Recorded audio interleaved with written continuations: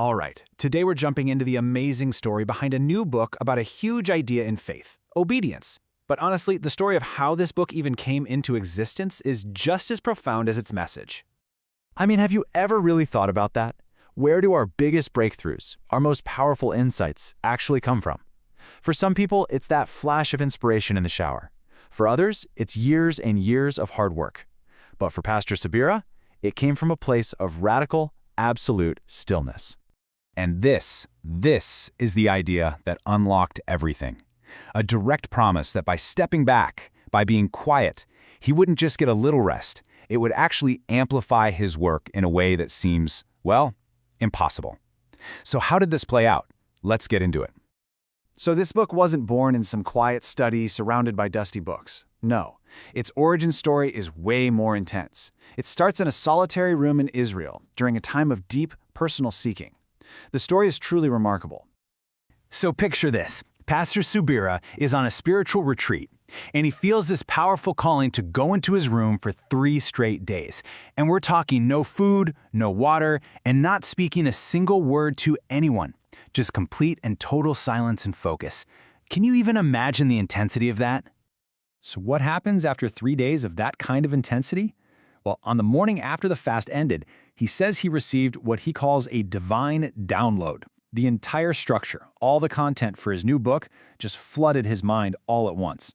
And get this, in the next 9 days, he wrote 280 pages. 9 days! It was the ultimate proof of that promise he'd been given. Rest doesn't just help productivity, it supercharges it.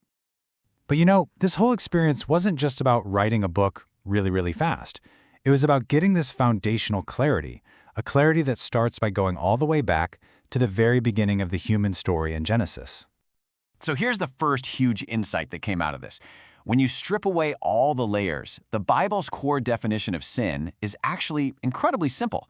It's disobedience. That's it. It's not about a long checklist of do's and don'ts. It's about a foundational break in relationship and trust.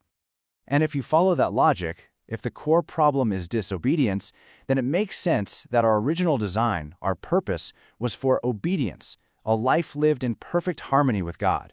So that means the whole point of redemption isn't just about being forgiven for messing up, it's about being restored to the way we were always meant to be. Now, what's really cool is that this powerful idea about obedience doesn't just stand on its own. It's actually the final piece of a bigger puzzle, a kind of theological trilogy that Pastor Subirá has been building for years. And here's how it all fits together so perfectly. The framework starts with holiness. That's God's original design for us. Then comes grace, and this is so important. It's not just forgiveness, it's the actual power to live up to that design. And finally, you have obedience. That's how we live it out. It's holiness in action, and it's all fueled by grace. You know, this reframing of grace is maybe one of the most powerful concepts in his entire message. It challenges that common idea of grace as just a license to be imperfect and redefines it as the actual fuel for our transformation. Let's put it as simply as possible. Grace is not a safety net for when we disobey. It's the divine power that actually enables us to obey. It's the strength to do what we could never do on our own. And this framework helps us avoid 2 huge ditches we can easily fall into. On one side, you have libertinism. That's the thinking that because of grace, the rules just don't matter anymore. On the other side, you have legalism, which is trying to follow all the rules out of pride or fear to earn God's favor. True grace-fueled obedience lives in that healthy space right between them.